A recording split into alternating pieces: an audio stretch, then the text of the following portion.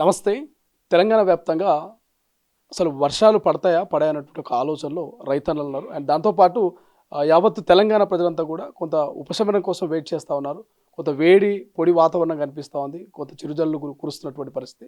But ఏదేమైనప్పటికీ అన్నదాతలు మాత్రము చాలా వెయిట్ చేస్తా ఉన్నారు. వర్షాలు పడే అవకాశం ఉందా లేదని. సో జిల్లాకో వాతావరణం ఉంది. సో జిల్లాలో ఉన్నటువంటి రైతులు కూడా ఆందోళన చెందుతున్నటువంటి పరిస్థితి. రైట్ నౌ ఇవాళ రేపు రానున్నటువంటి ఒక 2, 3 రోజుల పాటు వాతావరణంలో ఎలాంటి మార్పులు ఉండబోతున్నాయి? ఏ జిల్లాలో ఎటువంటి వర్షపాతం నమోదు కాబోతుంది? పూర్తి డీటెయిల్స్ తెలుసుకుందాం. వాతావరణ శాఖ అధికారి శ్రీనివాస్ గారు ప్రస్తుతం మనతో పాటు ఉన్నారు. సార్, ఎట్లా ఉండబోతుంది జిల్లాలో? రైతులు చాలా వెయిట్ చేస్తూ ఉన్నారు. నిన్న మొన్న చిరుజల్లులు కురిశాయి, కొంత ఆనందం కనిపించినటువంటి పరిస్థితి. మళ్ళీ ఒక్కసారిగా వర్షాలు వెనకడుగు తీసినటువంటి పరిస్థితి. ఎట్లుండబోతుంది? మనకి ఈ మాన్సూన్ 4 నెలల పీరియడ్‌లో కూడా డైలీ రెయిన్ పడటం అంటూ ఉండదు. అంటే ఈ రెయిన్ పడటానికి ఈ మాన్సూన్ గాలుల్ని ట్రిగ్గర్ మెకానిజం లాగా కొన్ని సినాప్టిక్ సిట్యుయేషన్ అంటాం. అటువంటి సినాప్టిక్ సిట్యుయేషను మన దగ్గరలో ఏర్పడినప్పుడు మనకి మంచిగా 5, 6 రోజుల పాటు రెయిన్స్ పడటం, విస్తృతంగా రెయిన్స్ పడటము, భారీ వర్షాలు పడటము జరుగుతుంటుంది. ఈ సినాప్టిక్ సిట్యుయేషన్స్ ఏంటంటే ఉపరితల ఆవర్తనం అంటాం. అంటే సముద్ర మట్టం నుంచి 3-5 కిలోమీటర్ల ఎత్తులో సైక్లోనిక్ సర్క్యులేషన్స్ ఏర్పడుతుంటాయి. అట్లాగే ద్రోణి అంటాము. ఈ ఉపరితలంలోనే ఈ గాలుల్లో లో ప్రెషర్ ఏరియా ఉండి ద్రోణి ఏర్పడుతుంది. అలాగే మన బంగాళాఖాతం కానీ, ఇటు అరేబియన్ సముద్రంలో కానీ ఈ అల్పపీడనాలు ఏర్పడటము, ఈ అల్పపీడనాలు బలపడి తీవ్ర అల్పపీడనాలు, అలాగే వాయుగుండాలుగా మారడము, ఇటువంటి పరిస్థితులు వచ్చినప్పుడు మనకి 5, 6 రోజులు, ఈవెన్ వారం రోజులు కూడా ముసురు పట్టిన వాతావరణం ఉండి బాగా రెయిన్స్ పట్టము, చాలా చోట్ల హెవీ రెయిన్ పట్టము, ఇటువంటి సిచ్యుయేషన్ ఉంటుంది. ఆ సిచ్యుయేషను ఏమీ లేకపోయినట్టయితే మనకు దగ్గరలో ఏమి లేకపోయినా మాన్సూన్ సీజన్ అయినప్పటికీ కొద్దిగా ఈదురుగాలు ఉంటాయి తప్పించి పెద్దగా వర్షపాతం ఉండదు. అయితే గత 4 రోజుల క్రితం మనకి 19వ తారీఖున మనకి ఈ ఉత్తర కోస్తా తీరానికి సమీపంలో బంగాళాఖాతంలో ఒక సముద్ర మట్టానికి 5.8 కిలోమీటర్ల ఎత్తులో ఒక ఉపరితల ఆవర్తనం ఏర్పడింది. దాని నుంచి తదుపరి రోజు 20వ తారీఖున ఒక ద్రోణి ఒకటి తెలంగాణ మీదుగా అరేబియన్ సముద్రం వరకు ఏర్పడింది. ఈ రెండిటి వల్ల మనకి 19, 20, 21, 22 తేదీలు బాగా ముసురుమట్టిన వాతావరణం ఉంది. వర్షాలు పడినాయి కానీ పెద్దగా అనుకున్నంత తీవ్రమైన వర్షాలు కాదు. మనకి ముఖ్యంగా ఉత్తర తెలంగాణ, ఈశాన్య తెలంగాణలోని అన్ని జిల్లాల్లోనూ వర్షాలు పడినాయి. ఒక 4-5 జిల్లాల్లో మాత్రమే భారీ వర్షాలు నమోదయ్యాయి. ఒక జిల్లాలో అతి భారీ వర్షం 12 సెంటీమీటర్లు దాటి మంచిర్యాల జిల్లాలో 2-3 చోట్ల 13 సెంటీమీటర్లు పట్టడం జరిగింది. మిగిలిన కుమరం భీము, జయశంకర్ భూపాలపల్లి, ములుగు, జగిత్యాల, మంచిర్యాల ఈ ప్రాంతం అంతా కూడా భారీ వర్షాలు రికార్డ్ అయ్యాయి. ఉత్తర తెలంగాణ, ఈశాన్య తెలంగాణలోని అన్ని జిల్లాల్లోనూ మోడరేట్ రెయిన్ 2-6 సెంటీమీటర్ల వరకు పడింది. మన సిటీ ప్రాంతంలో కూడా 2-4 సెంటీమీటర్ల వరకు సిటీ ప్రాంతంలోనూ, ఇటు సెంట్రల్ తెలంగాణ అలాగే దక్షిణ తెలంగాణలో కూడా చెదురుమదురు వర్షాలు పడాయి. అయితే మొన్నటికి ఈ సిచ్యుయేషను వీకెన్ అయిపోయింది.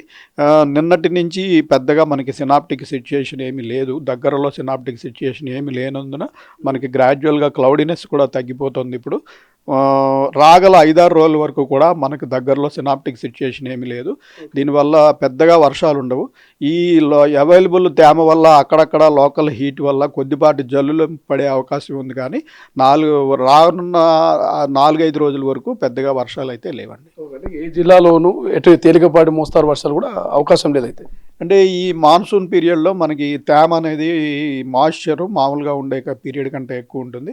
అయితే లోకల్గా ఈ టెంపరేచర్ కొంచెం ఎక్కువ ఉన్నప్పుడు దానివల్ల కొద్దిపాటి మేఘాలు ఏర్పడి అక్కడికక్కడ కొద్దిపాటి జల్లులు పడే అవకాశం ఉంది. కానీ ఈ ఒక సిచ్యుయేషన్ వల్ల మనకి వర్షం ఇందాక చెప్పినట్టుగా సినాప్టిక్ సిచ్యుయేషన్ ఉన్నట్టయితే దాని యొక్క తీవ్రతను బట్టి మనకి ఎంత వర్షం పడుతుంది, ఏ జిల్లాల్లో పడుతుంది అన్నది కూడా క్లియర్గా ఉంటుంది. ప్రస్తుతం మనకి అటువంటి సిచ్యుయేషన్ ఏం లేదు. దీనివల్ల అక్కడక్కడ చెదురుమదురు జల్లులు తప్పించి మనకి పెద్దగా వర్షం పాతానికి అవకాశం లేదు. రాష్ట్ర ప్రభుత్వాలు ఇప్పటికే అధికారులు ఈ ఎలినినో ఎఫెక్ట్ చాలా ఉంటుందని గ్రామాన రైతులకు చెప్పేటువంటి ప్రయత్నం చేస్తారు. సో మీరేం సజెస్ట్ చేస్తారు సార్ రైతులకు ఈ టైంలో? మనకి ఈ ఎల్నినో పీరియడ్లో ముఖ్యంగా ఈ వర్షపాతం తక్కువ ఉండడమే కాకుండా ఈ డిస్ట్రిబ్యూషన్లో తేడా ఉంటుంది. డిస్ట్రిబ్యూషన్ అంటే ఇప్పుడు ఒక ప్రాంతంలో అతి తీవ్రంగా వర్షాలు పడిపోతాయి, ఇంకో పక్కన ఏమీ ఉండదు.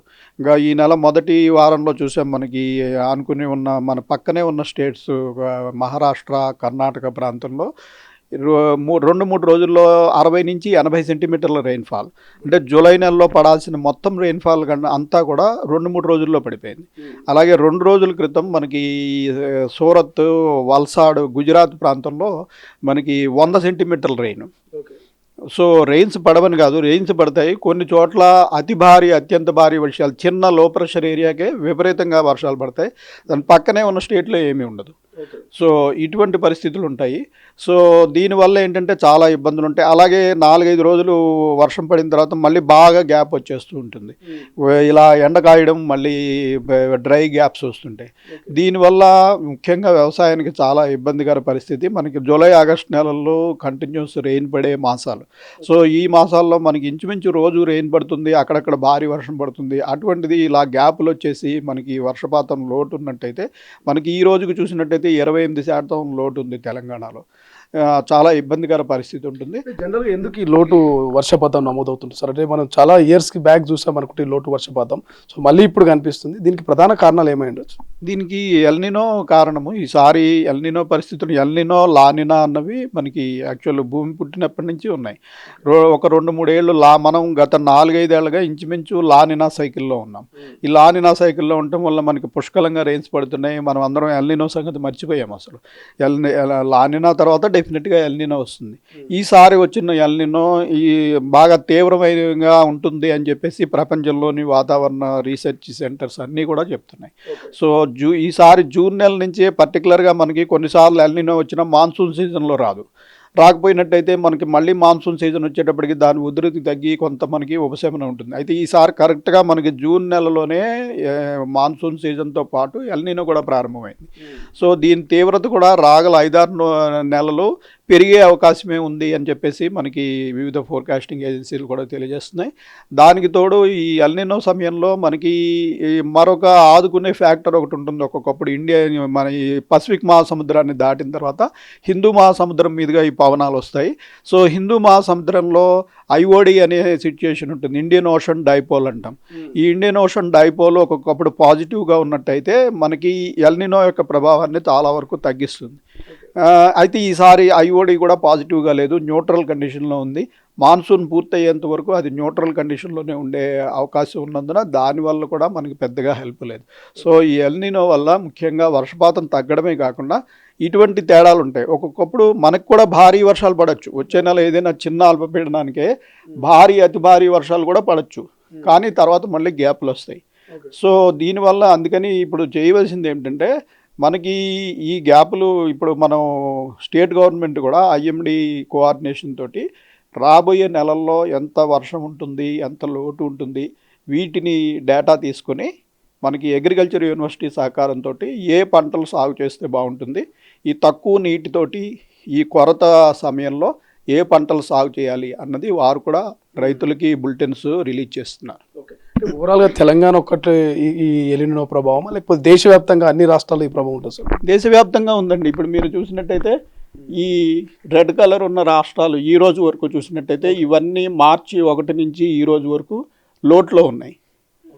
ఈ ఇప్పుడు మనకి ఆనుకున్న రాష్ట్రాలు ఇటు ఆంధ్రప్రదేశ్, రాయలసీమ, ఇటు కర్ణాటకలోని కొన్ని ప్రాంతాలు, ఇటు విదర్భ ప్రాంతం, మరత్వాడ ప్రాంతం, ఇవన్నీ కూడా లోట్లో ఉన్నాయి. అలాగే ఈ ప్రాంతంలో ఏమైందంటే ఈ జూలై నెలలో ఒక 3 రోజుల్లో నెలకి కావాల్సిన మొత్తం రెయిన్ఫాల్ ఇక్కడ పడిపోయింది. అందుకని అది గ్రీన్లోకి వెళ్ళాయి. సో ఇటువంటి తేడాలు అనేవి ఉంటాయి.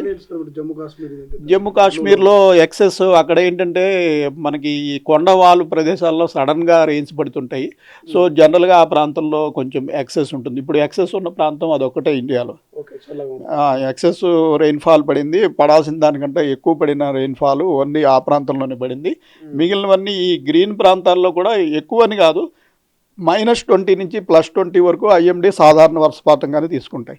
సో వీటిలో కూడా చాలా స్టేట్స్ మైనస్లో ఉన్నాయి. అయినప్పటికీ -20 వరకు పర్వాలేదు, సర్దుకుంటుంది. మళ్ళీ 2-3 రోజులు వర్షాలు పడతాయి. మనమైతే -20 దాటిపోయి ఇప్పుడు -28లో ఉన్నాం. గత వారం రోజుల క్రితం మనకి ఈ 4 రోజులు వానలు లేనప్పుడు మనం -33లో ఉన్నాం. అయితే 4 రోజులు వానలు పడిన తర్వాత ఒక 5-6% లోటు తగ్గింది. ప్రస్తుతం మనం 28% లోటులో ఉన్నాం. సార్ చిన్న డౌట్, ఇప్పుడు పొల్యూషన్ హైదరాబాద్లో బాగా పెరుగుతుంది, వాహనాల సంఖ్య రోజు రోజుకు పెరుగుతున్నటువంటి సిచ్యువేషన్లో ఈ పొల్యూషన్ అనేది ఈ యొక్క వాతావరణంలో ప్రధానంగా ఈ వర్షం మీద ఏమైనా ప్రభావం చూపించే అవకాశం ఉంటుందా అత్యల్పంగా నమోదు కావడానికి? ఇది ఎల్నినో ప్రభావం వేరండి, ఈ సిటీలోని ప్రభావం వేరు. ఈ సిటీలోని ప్రభావం ఏంటంటే ఇది అర్బన్ హీట్ ఐలాండ్ ఎఫెక్ట్ అంటాం. సిటీ బాగా విస్తరించిపోయి ఇప్పుడు మనకి హైదరాబాద్ సిటీ చూసినట్టయితే గత 10 సంవత్సరాల్లో ఇంచుమించు 5-6 రెట్లు విస్తరించింది. ప్రస్తుతం మనకి 1200 స్క్వేర్ కిలోమీటర్ల ఏరియాలో సిటీ ఉంది. ఇందులో 1,30,00,000 మంది ఇంచుమించు ప్రజలు నివసిస్తున్నారు. సో ఇక్కడ ఏంటంటే మనకి గ్రౌండ్ వాటర్ మీద విపరీతమైన స్ట్రెస్ ఉంటుంది. ఇది వరకు ఒక ఇల్లు ఉండి 10 మంది ఉండే చోట ఈరోజు ఒక అపార్ట్మెంట్ కట్టి 100 మంది ఉంటున్నారు. సో దీనివల్ల ఏంటంటే భూగర్భ జలాలు విపరీతమైన ఒత్తిడికి గురయ్యి భూగర్భ జలాలు గత 3 సంవత్సరాలుగా మనకి పుష్కలంగా రెయిన్స్ పడినప్పటికీ అడుగంటిపోయాయి సిటీలోను. సో దానికి తోడు ఇక్కడ లక్షలాది వెహికల్స్ తిరగడము, మనం కొన్ని లక్షల ఏసీలు వాడతాం ఈ హీట్ తగ్గించుకోవడానికి. ఇవన్నీ కూడా ఏంటంటే హీట్ జనరేట్ చేస్తాయి. దాంతో ఇక్కడ కాంక్రీట్ సర్ఫేసెస్ పెద్ద పెద్ద నిర్మాణాలు ఉండటం వల్ల ఈ హీట్ అంతా ఇక్కడ ట్రాప్ అయిపోయి ఉంటుంది. దీనివల్ల ఇక్కడ అర్బన్ హీట్ ఐలాండ్ అనే ఎఫెక్ట్ ఉంటుంది. ఈ అర్బన్ హీట్ ఐలాండ్ ఎఫెక్ట్ వల్ల మనకి సమీపంలోని రూరల్ డిస్ట్రిక్ట్స్ కంట ఇక్కడ టెంపరేచర్లు 3-4 డిగ్రీలు ఎక్కువ ఉంటాయి. అట్లాగే మనకి వేసవికాలం వచ్చే థండర్ స్టార్మ్స్ అవి అన్నీ కూడా ఎక్కువగా చాలా తీవ్రంగా వస్తాయి ఇక్కడ. ఎందుకంటే మిగిలిన హీట్ ఐలాండ్ వైపు అట్రాక్ట్ అవుతాయి ఈ మేఘాలు. ఈ ఎలినో ఎఫెక్ట్ కేవలం రైతులకు కాదు, సో నగరంలో ఉన్నటువంటి ప్రజల మీద కూడా చూపిస్తాయి. గ్రౌండ్ వాటర్ పూర్తిగా తగ్గిపోయి ఇబ్బంది ఎదుర్కొంటారు. అయితే ఎల్నినో అన్నది ఇది ప్రపంచవ్యాప్తంగా ఉన్న అంటే ఇటువైపు మనకి ఉన్న ఆస్ట్రేలియా, ఈ పశ్చిమంలో ఉన్న దేశాలన్నిటికీ కూడా, తూర్పులో ఉన్న దేశాలన్నిటికీ కూడా చాలా దేశాలకి ఎఫెక్ట్ ఉంటుంది. ఇది మనకు తెలంగాణ రాష్ట్రానికో హైదరాబాద్కో వచ్చిన ఎఫెక్ట్ కాదు. ఇది ఏంటంటే కొన్ని వేల మైళ్ళ దూరంలో ఉన్నటువంటి పసిఫిక్ మహాసముద్ర ప్రాంతంలోంచి బయలుదేరిన ఈ మాన్సూన్ పవనాలు అక్కడున్న టెంపరేచర్స్లోని తేడాల వల్ల ఒడిదుడుకులు గురవుతుంటాయి. ఇది ఒక సైకిల్. పసిఫిక్ మహాసముద్రంలో కొన్ని సంవత్సరాలు తూర్పులో ఉన్న పసిఫిక్ మహాసముద్రం వేడెక్కితే కొన్ని సంవత్సరాలు పశ్చిమంలో ఉన్న జలాలు వేడెక్కుతాయి. అదొక సైకిల్. అయితే తూర్పులో ఉన్న జలాలు వేడెక్కినప్పుడు మనకి ఇది ఎల్నినో పరిస్థితి. అప్పుడు మనకు వచ్చే మాన్సూన్ పవనాల యొక్క వేగం తగ్గిపోతుంది. సో ఇది 2-3 ఏళ్ళకి ఇట్లా జరుగుతూనే ఉంటుంది. ఇది ఏంటంటే ఇది పొల్యూషన్ వల్ల లేకపోతే మరొక దాని వల్ల వచ్చింది కాదు. ఇది భూ పరిణామంలో న్యాచురల్గా ఉన్న ప్రక్రియ ఇది. దీనికి మన పొల్యూషన్కి వాటికి సంబంధం లేదు. అయితే ఇప్పుడు ఈ ఎల్నినో వల్ల యాక్చువల్గా మనం ఇప్పుడు రెయిన్ఫాల్ తగ్గిపోయినట్టయితే మనకు ఆల్రెడీ గ్రౌండ్ వాటర్ తగ్గిపోయింది కాబట్టి మనం నదీ జలాల మీద ఆధారపడి ఉన్నాం. గోదావరి, కృష్ణా నదులు ఇవన్నీ కూడా వెస్ట్రన్ ఘాట్స్లో వీటికి క్యాచ్మెంట్ ఏరియా ఉంటుంది. లక్కీగా లాస్ట్ మంత్ మనకి ఈ ప్రాంతంలో, ఈ మహారాష్ట్ర ప్రాంతంలో మంచి వర్షాలు పడటం వల్ల కొంతవరకు అక్కడ డ్యాములు నిండాయి. ఇంకొకసారి అటువంటి వర్షాలు పడినట్టయితే మన కృష్ణా గోదావరి జలాలు కొంతవరకు వచ్చే అవకాశం ఉంటుంది.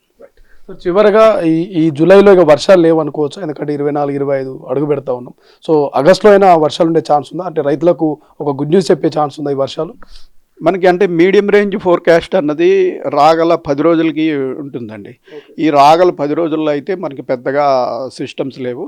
నెక్స్ట్ మనకి ఈ నెలాఖరు నాటికి మనకి మాన్సూన్ పీరియడ్ సగం అయిపోతుంది, 50% అయిపోతుంది. ఇంకా 2 నెలలే మిగిలి ఉంటుంది. అయితే ఐఎఫ్డి కేంద్ర విభాగం నుంచి మనకి ఈ జూలై 31 నాటికి గడిచిన 2 నెలల్లో ఎంత లోటు ఉంది, ఏ రాష్ట్రంలో ఎంత లోటు ఉంది, రాగల 2 నెలల్లో ఎక్కడైనా పూడే అవకాశం ఉందా, కొంచెం పెరిగే అవకాశం ఉందా, మరింత తగ్గిపోతుందా, ఈ వివరాలన్నీ కూడా ఇవన్నీ ఏంటంటే మాన్సూన్ అన్నది ఒక గ్లోబల్ స్కేల్ ఫినామినా. సో అనేక విషయాలను పరిగణలోకి తీసుకుని ఈ నెలాఖరు నాటికి మనకి ఢిల్లీ నుంచి నివేదిక వస్తుంది. దాన్ని మన తెలంగాణలో ఎట్లా ఉంటుంది దాని ప్రకారం అని చెప్పేసి మనం జూలై 31 నాటికి నివేదిక ఇవ్వడం జరుగుతుంది. Right, thank you so much sir. ఇది మొత్తం మీద ఎలినో ప్రభావం అనేది యావత్తు ప్రపంచవ్యాప్తంగా ఉంటుంది. అందులోనూ తెలంగాణలో కూడా ఈ యొక్క ఎలినో ప్రభావంతో రైతులు ఇబ్బందులు ఎదుర్కొనేటువంటి అవకాశం ఉంది. సో ఇప్పటికే ప్రభుత్వాలు, అధికారులు, వాతావరణ శాఖ అధికారులు క్లియర్గా చెప్తా ఉన్నారు. సో నీళ్లు తక్కువగా తీసుకునేటువంటి పంటల్ని మీరు సాగు చేయండి అని చెప్తా ఉన్నారు. సో మరి ఇది ఒక రైతులకైతే నిజంగా ఒక బ్యాడ్ న్యూస్ అని చెప్పుకోవచ్చు. ఎందుకంటే ఈ ఇయర్ మాత్రము రైతులను చాలా ఇబ్బందులు ఎదుర్కొంటా ఉన్నారు. ఇప్పటికే కొంతమంది నాట్లు వేశారు, ఇంకొంతమంది విత్తనాలు పెట్టారు. అయినప్పటికీ కూడా పూర్తి స్థాయిలో పంట ఏపుగా ఎదుగుకురానటువంటి సిచ్యువేషన్ కాబట్టి సో జూలై ఈ మంత్ ఎండింగ్ వరకు కూడా వర్షాల సూచన అయితే కనిపించట్లేదు. కొన్ని జిల్లాలో అక్కడక్కడ వర్షాలు కురిసేటువంటి అవకాశాలు ఉన్నాయి, కానీ పూర్తిగా తెలంగాణ వ్యాప్తంగా పూర్తి మొత్తంలో భారీ వర్షాలు కురిసే అవకాశం అయితే కనిపిస్తున్నట్లుగా లేదంటూ వాతావరణ శాఖ అధికారులు శ్రీనివాస్ గారు చెప్తున్నటువంటి పరిస్థితి. చూద్దాం భవిష్యత్తులో ఏం జరుగుతుంది, వాతావరణంలో ఎటువంటి మార్పు ఉండబోతున్నాయి అనేది. కెమెరా పర్సన్ అజయ్తో శ్రీశైలం, తొలి వెలుగు, హైదరాబాద్ వెదర్ ఆఫీస్.